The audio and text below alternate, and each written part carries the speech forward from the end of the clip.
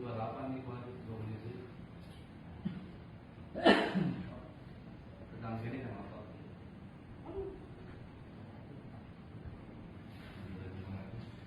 Ketua bisa saja. Ketua ini. Semua salah, 30 kan. Awas hati-hati.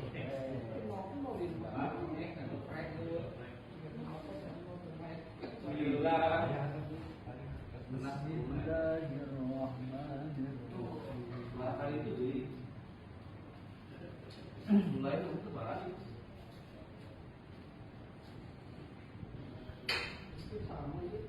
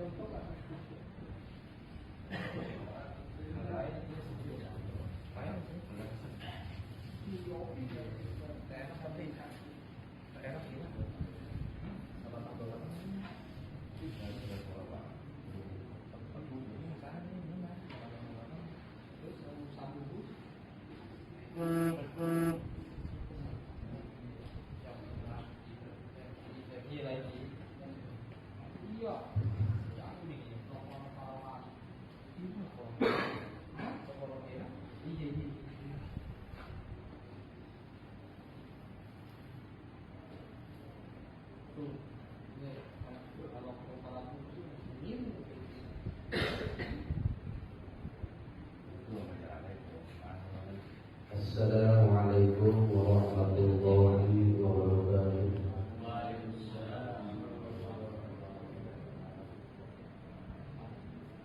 Bismillah, alhamdulillah, wa la ilaha illallah, wallahu akbar. La haula wa la quwwata illa billah. Asyhadu an la ilaha illallah wa asyhadu anna Muhammadan rasulullah.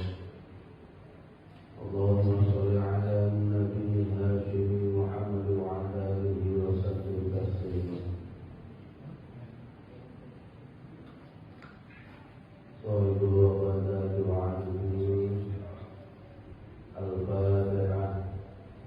A'udzu billahi minasyaitonir rajim. Bismillahirrahmanirrahim. Alhamdulillahi rabbil alamin. Arrahmanir rahim. Maliki yaumiddin. Iyyaka na'budu wa iyyaka nasta'in. Ihdinas siratal mustaqim. Siratal ladzina an'amta 'alaihim ghairil maghdubi 'alaihim waladdallin. Al-Fatihah. Bismillahirrahmanirrahim. Alhamdulillahi rabbil alamin. Arrahmanir rahim. Maliki yaumiddin. Iyyaka na'budu wa iyyaka nasta'in. Ihdinas siratal mustaqim. Siratal ladzina an'amta 'alaihim ghairil maghdubi 'alaihim waladdallin.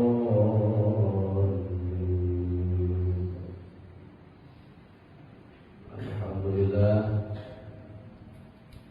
malam ini malam yang Jumat ini malam yang ke-39. Berarti satu minggu lagi, sekali lagi. Ya, minggu depan pas 40 minggu. Luar biasa. Kalau bukan karena bifadlillah tidak akan bisa dan tidak akan mampu. Jangan mentang-mentang orang itu mendapatkan hidayah ataupun hal-hal yang lain, lingkungan dia bagus, teman-teman dia bagus, ya jangan bukan seperti itu. Jadi semuanya karena bifadlillah. Tidak akan menjadi seseorang misalkan ibadahnya luar biasa, ilmu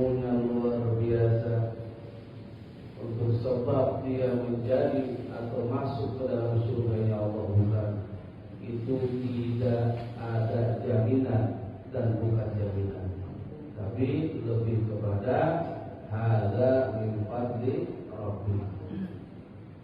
Ya, jadi semua itu karena bi fadlillah. Makanya jangan ada perasaan bahwa kita itu, kalau bahasa Inggris bicara ana khairu minhu, aku lebih baik daripada Adam. Khalaqtani minan nar wa khalaqtahu min tin. Ya, jadi jangan ada sampai seperti itu. Bahkan kalau kita menganggap lebih mulia daripada anjing sekalipun,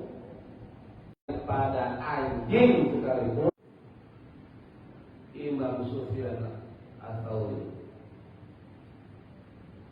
yang dimaknai lebih kepada tawadhu itu, rendah hati itu, lebih kepada semua yang ada di dalam alam ini.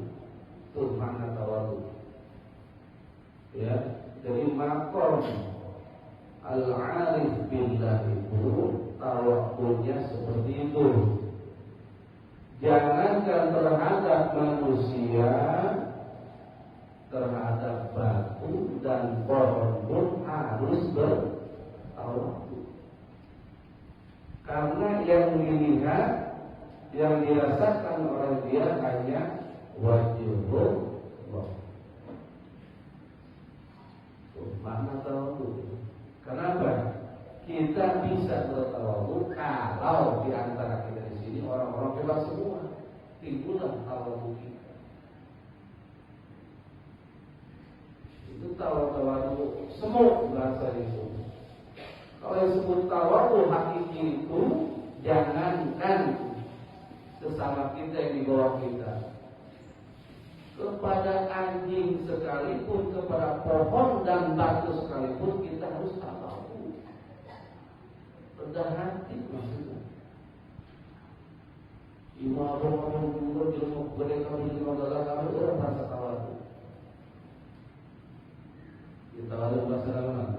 Ngerasa bodoh. Karena di depannya orang pintar, semua itu bukan tawadhu.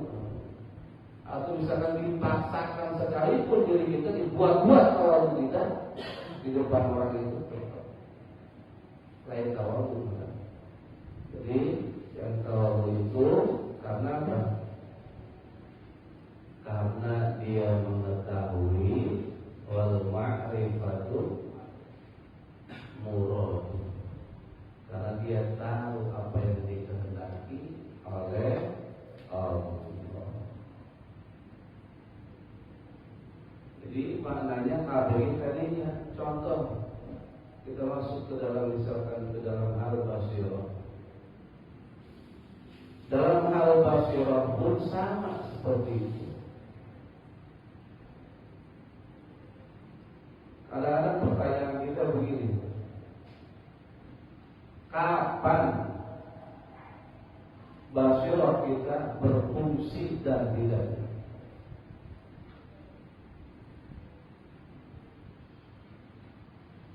Tanyanya seperti itu. Kapan basyirah kita berfungsi atau tidak berfungsi?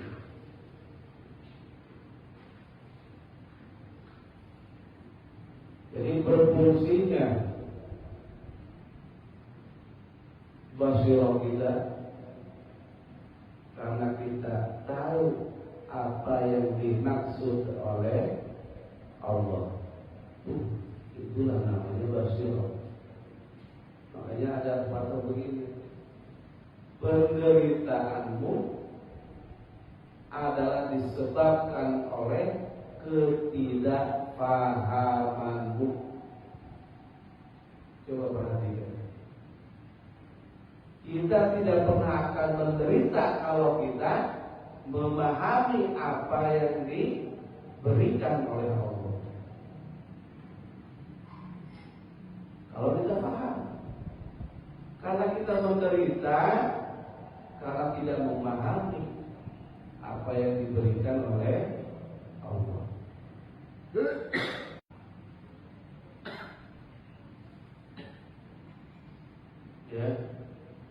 kalau selalu kita bisa memahami apa yang telah diberikan oleh Allah, tidak akan pernah menderita. Itulah yang disebut namanya basirah. Tidak akan merasa sakit hati, tidak pernah akan menderita. Jadi kata-katanya, penderitaanmu itu disebabkan oleh ketidakpahamanmu. Kalau kita memahami apa yang telah Allah gariskan, yakin tidak pernah akan menderita. Sama tadi dengan bahasa tawadhu tadi. Kalau dia melalui ma'rifatul muradhi, mengetahui apa yang telah dimiliki oleh Allah, dia tidak pernah. Jadi selalu akan tawadhu timbul langsung dari qalbunya, karena menyaksikan kebesaran Allahnya, bukan karena terlena atau terpukul dengan manusianya, dengan hal-hal yang lainnya. Timbul tawadhu dia karena dia malah tahu betapa besarnya Allah, betapa luar biasanya Allah. Itu tawadhu. Kalau kita kan sekarang mata-mata tawadhu kita dibuat-buat kebanyakan. Mana tawadhu itu seperti itu, jangankan terhadap makhluk Allah yang lain, ciptaan Allah yang lain itu kita harus bertawadhu. Menurut pandangan orang-orang al-alim billah.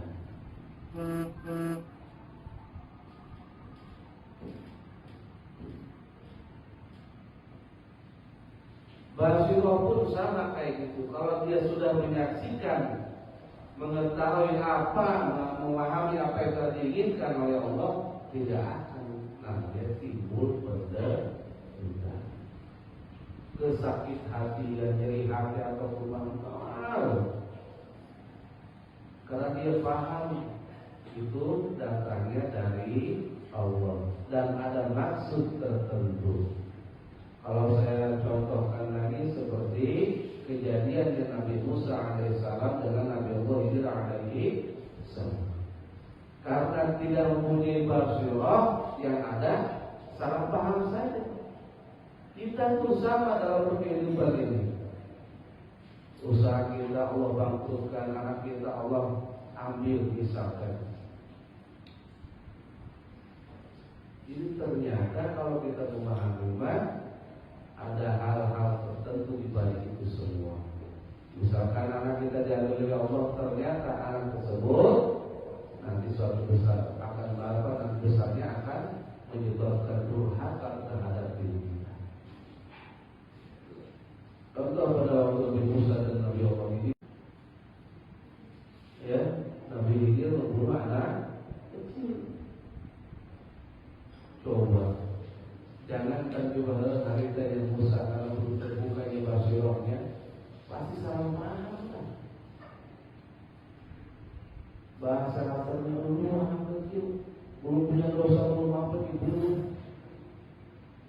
Tapi ternyata katanya, kata Nabi Khidir, orang tuanya orang yang soleh, ibunya yang solehah, besar nantinya akan menyebabkan durhaka terhadap kedua orang tua. Tidak paham atau tidak tahu, harus uzon, ya kan? Pasti uzon. Makanya hal yang sangat luar biasa, disitulah berfungsi dan tidaknya basirah kita di situ. Kalau sudah memahami apa yang telah diinginkan oleh Allah. Kembali lagi, saya bahas tentang masalah lagi. 39 minggu, hampir 10 bulan. Besok genap insya Allah, minggu depan 10 bulan. Disinilah salah satu karomah, tidak kita inginkan, tidak kita rencanakan,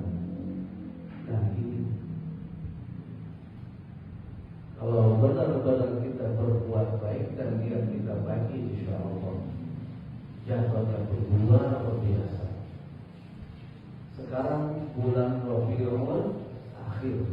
Bulan Rabiul Akhir, bulannya pupusnya Tuhan Sya'bul di mana-mana.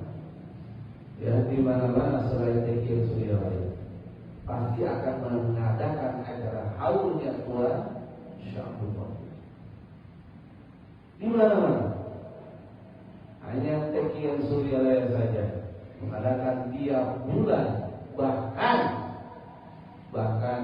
setiap hari, ada yang setiap hari, ada yang setiap minggu. Bahkan dijadikan riyadhah, bahkan ada yang dijadikan amalia sengaja di sehari sekali akan membacakan manaqib. Di sini kita bersyukurnya luar biasa kepada Allah. Dulu juga pun tahu sebelum seperti ini, cuma belum memahami. Yang ketiga belum mengenal. Kalau yang namanya tahu mah tahu. Apa yang disebut namanya mana kita. Tadi kalau kita bahas di Mangkobah 16, ya Mangkobah tadi hanya cukup kita membacakan tawassul setiap malam Jumat dan menyediakan makanan-makanan manis. Allah akan kabulkan semua hajat, semua keinginan. Apalagi kita kan sering makan, kita mau doyan makan orangnya kan.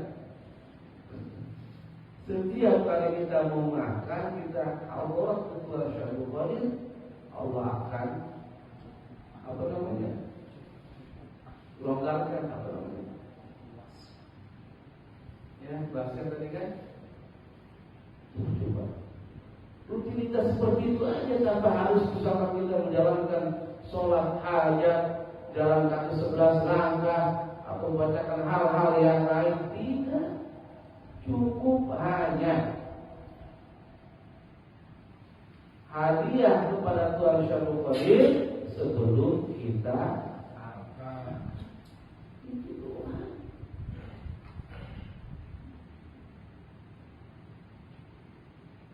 Hal-hal yang sepele, hal-hal yang gampang biasa. Sebelum kita makan, kita hadiah hal coba tujuan Al-Fatihah. Setelah itu baru kita baca doa Allahumma barik lana fi ma razaqtana. Dan di dalam manaqib ini sendiri pun belum pernah dijelaskan. Salah satunya yaitu kifarat dosa. Manaqib ini salah satu ajang untuk kifarat dosa. Luar biasa. Di sini kalau saya mau masuk manaqib, umumnya manaqib siapa saja, entah itu manaqib Syekh Saman atau manaqibnya para Syarabul Hasan As-Sazili. Manaqib apapun sama. Setiap kali dibacakan manaqibnya orang-orang yang soleh, perjalanan hidupnya manaqib ya, itu akan menjadi kifarat dosa.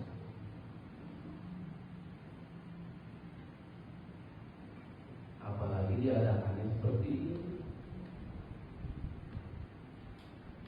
Kita sebut, kita baca manaqibnya Tuhan Syaikhul Qadir, berarti wali-wali Allah pun yang lain hadir di sini. Yakin, tanamkan. Makanya dalam bermanaqib adab dan sopan santunnya kita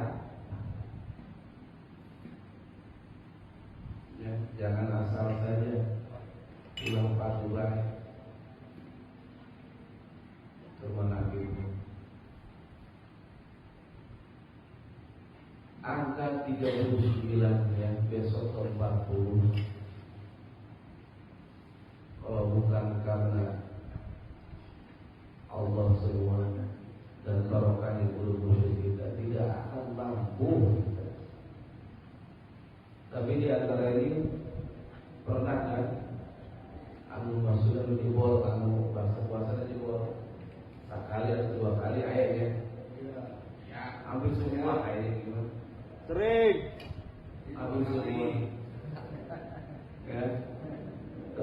saya dulu kayaknya pernah gitu.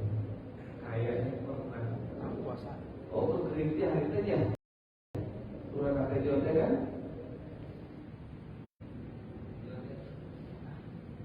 Yang hari itu kering tadi dua kali atau satu kali.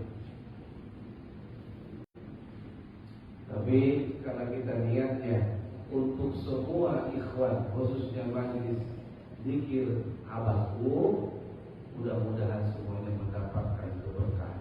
Amin.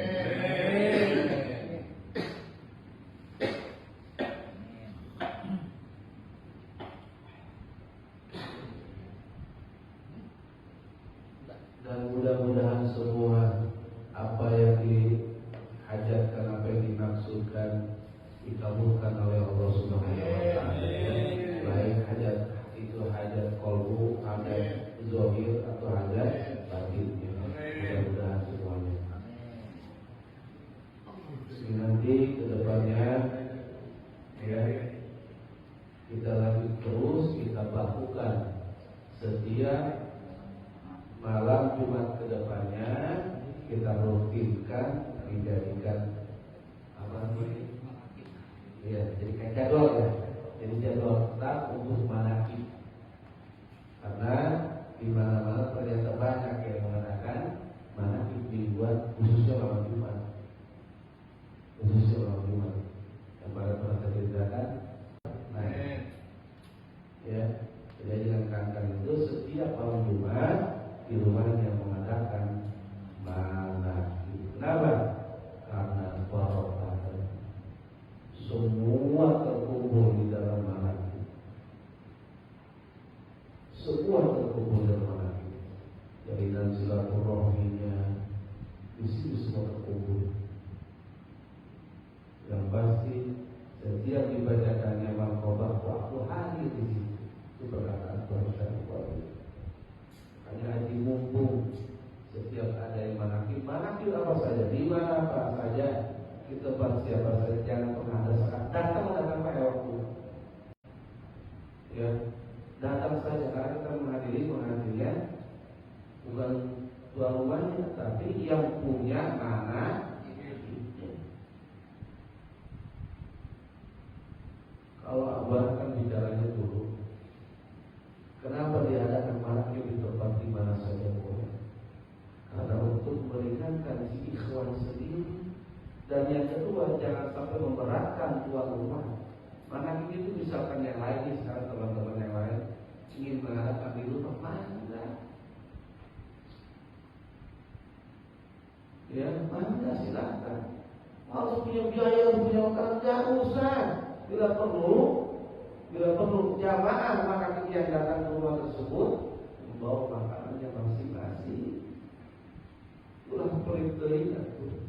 Dan datang pada majelis ya, mau kopi singkat hiji, sing dua, atau mau kopi singkat hiji, keluar salah.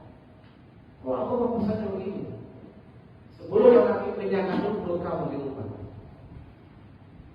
Rasanya begitu. Karena orang yang pengen manakib pun dia keinginan kejar, keinginan besar, tapi kadang-kadang kan materinya tidak. Makanya kalau misalnya dibiasakan seperti itu, kan enak tuh. Jadi siapapun yang ingin mengadakan di rumahnya masing-masing tidak harus memerlukan materi besar, cukup ala kadarnya. Air putih saja sudah cukup. Jadi ulah iya kan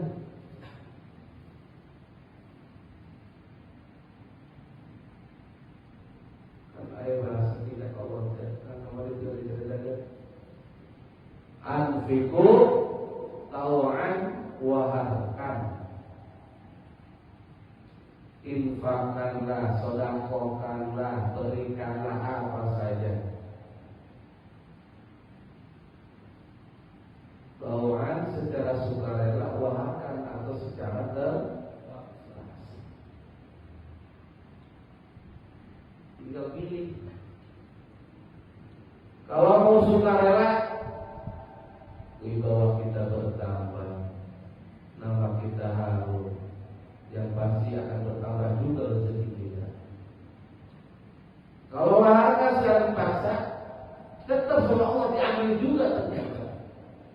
melalui apa? Melalui sakit, terjatuh-jatuh, berobat melalui diri, melalui misalkan anak. Pasti ada jalannya ketika begitu. Maka tinggal pilih. Mau secara sukarela apa terpaksa. Makanya Allah pelit. Kata Allah begitu. Anfiqu tau'an wa hal. Dipaksa pada sukarela kata Allah.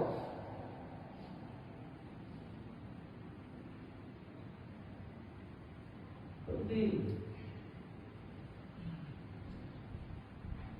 Ya, jadi cara berterima kasih, apresiasi kita memberikan sedekah, wajar, bagus. Justru kalau di dalam ilmu hikmah begini, sedekah yang paling besar itu adalah guru nomor satu.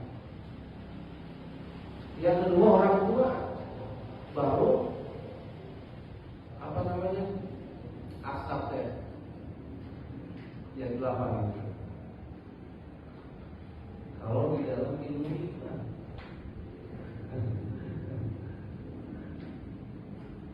terhadap guru itu nomor satu luar biasa, kelipatannya hampir 1000 kali lipat. Kedua baru orang tua, karena kita mengetahui kalau terhadap guru secara ilmiah anak ruhani. Kalau orang tua masuk kategorinya anak biologis.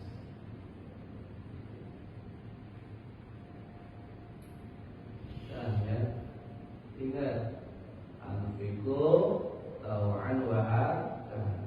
Kata Allah infaqkeun usia. Tidak sukarela apa terpaksa tidak. Namun sukarela pasti Allah akan tambahkan rezekinya. Tapi kalau melalui sukarela, ya tunggu. Jalan aja kita luarkan melalui ditipu, dirawat baik, di rumah sakit. Ya. Nah, jadi kalau misalkan ada yang mau mengadakan manakib di rumahnya masing-masing, gimana? Karena banyak kejadian juga, misalkan kayak model orang yang pengen benar-benar mengadakan maulid, dia tidak punya uang, itu pasti jalan ayatnya luar biasa. Kalau diiringi dengan niat yang kencang, niat mahabbah, insya Allah pasti. Kalau terpaksa menjaga wajah, Allah sungguh-sungguh pasti akan berhasil. Insya Allah. Kalau niatnya kita kencang, pasti Allah akan berikan jalan. Ya, Allah akan berikan jalan terhadap kita. Kalau benar-benar niatnya kencang, ya, luar biasa niatnya, pasti Allah akan berikan jalan dimanapun. Namun masa ilmu haitsulah, ya, tahqiq. Allah akan berikan rezeki secara tidak disangka-sangka. Kalau kita niatnya luar biasa.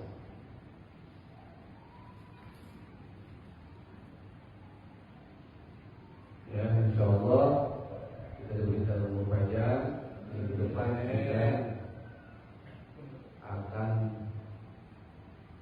mencapai 40 minggu. Dan sekalian kita pun akan mengadakan manakib bulanannya pun besok. Jadi ditandainya dengan bulanan manakib sekalian santunan anak. Pas jasanya Allah. Jadi salah satunya cirinya tersendiri. Mudah-mudahan kita diangkut muridnya Tuan Syamsul Fadilatul Syamsul Sohibul Wafadayul. Kenapa jelas sekali tandanya, tanpa kita perhitungkan sama sekali, ujung-ujung selesainya di bulan Rabiul Akhir. Luar biasa.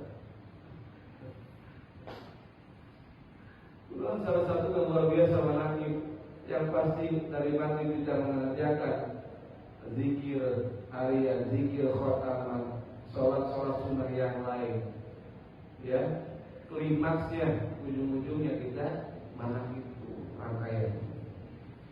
Jadi rangkaian biasa lain, bukan rangkaian ecek-ecek, tapi sangat-sangat luar biasa. Ya, rangkaiannya sangat luar biasa. Intinya kita mana ditutup dengan mana. Besok pas memang melihatnya selalu jelaskan bahasa sampai ini berbulan endingnya, dan mudah-mudahan sesuai dengan penutupnya melihat seperti itu, kita pun Allah bukakan pintu qalbu kita untuk selalu senang, ya, untuk selalu senang. Mudah-mudahan itu. Jadi balik lagi, penderitaanmu disebabkan oleh ketidakbahagiaan. Sebetulnya kalau rangkaian itu harus semua hampir sama sih. Ujung-ujungnya sebetulnya sama. Kalau menyerahkan sepenuhnya total kepada Allah, ya seperti itu. Apapun itu namanya, tawadu, ujung-ujungnya masih kebaikan. Rumusnya seperti itu sebetulnya. Kayak menurut misalkan orang tawakal. Kenapa orang banyak yang stres? Ya, ini berkaitan dengan tawakal. Dia punya keinginan, punya niat, perasaan dia akan berhasil dia melaksanakan itu. Ternyata tidak berhasil, stres. Tapi kalau dia memakai kata-kata tawakal, biarpun hanya di ujungnya, itu udah sangat luar biasa. Yang penting buat niat. Terserah Allah, nanti Allah kasih apa tidak. Itu tidak akan kecewa. Ya, itu tidak akan kecewa. Yang lebih hebat lagi, dari awal dia melaksanakan sesuatu, awal dan akhirnya semua pasrahkan kepada Allah. Dia niatkan tawakal semua kepada Allah. Itu tidak akan stres. Jadi dia stres karena dia yakin pasti. Ternyata belokkan keinginannya. Allah tidak kasih, jadinya akhirnya stres, pusing, marah. Ya, ujung-ujungnya seperti itu kan, marah-marah, mengusang-mangsi, karena keinginannya tidak berhasil. Ya, kalau secara psikologis diri kita misalkan ada perasaan mudah-mudahan mengusang-mangsi misalkan, ayo kumpul dengan istri berdua, ya, kumpul dengan istri berdua, keluarkan diri kita. Maksudnya berdua, misalnya sama istri di kamar, kalau pasangan sekarang main lagi pemajikan, namun ada perasaan mudah-mudahan dalam diri kita, mungkin atau syahwat kita belum tersalurkan. Itu salah satu, ya. Salah satu misalkan orang tersebut mudah-mudahan pusing kepala lumpuh, stres kepala lumpuh, tukiannya salah satunya itu, ya, kita bisa berbarengan dengan istri, salah satunya. Kalau misalkan setelah kita dengan istri masih ada pikiran mengusang-mangsi, kepala lumpuh, kesel baik, ayo dari teman yang satu visi, satu visi. Enak nanti setelahnya. Misalkan ahli fikih kita, ayo dengan ahli fikih, buka bahsul masail misalkan, itu akan memuaskan hasrat kita. Misalkan contohnya kita dengan dunia tasawuf, ayo kumpul jadi orang-orang buka tasawuf. Belum disiplin ilmunya misalkan ahli biologi atau seorang dokter, ayo kumpul jadi dokter itu. Nah, itu kiat, ya, salah satu kiat untuk menghilangkan gundah-gulana pemikiran-pemikiran stres kita itu dengan cara tersebut. Kalau misalkan ini, coba kayak kita ini misalkan nih, terus ada mengusang-mangsi misalkan, disalurkeun. Hawa nafsu urang maksudna. Iya urang kedengeran istri tapi itu kene bae. Ah, dengan misalkan hobi urang, hobi urang ieu. Ayo salurkeun ka hobi urang. Jangan terpenuhi baik rasa urang, budak-budak urang. Ayo dengan teman-teman kita. Ayo coba dah. Pernah kan kita merasakan jenuh, kesal, misalnya. Kumpul dengan teman kita yang satu visi. Setelahnya apa? Pulang. Tapi jangan memberitahukan ya hajat-hajat kita terhadap orang lain, persoalan-persoalan kita terhadap orang lain. Jangan sampai. Apalagi dengan manusia, kepada Allah pun kalau dalam ilmu tasawuf itu masuk dalam kategori bocor pun.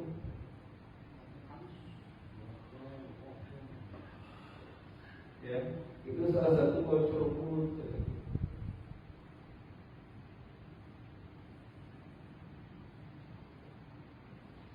Kenapa seperti itu? Kan kita udah tahu kan, Allah itu tahu segalanya. Bahkan lebih tahu apa yang diinginkan oleh kita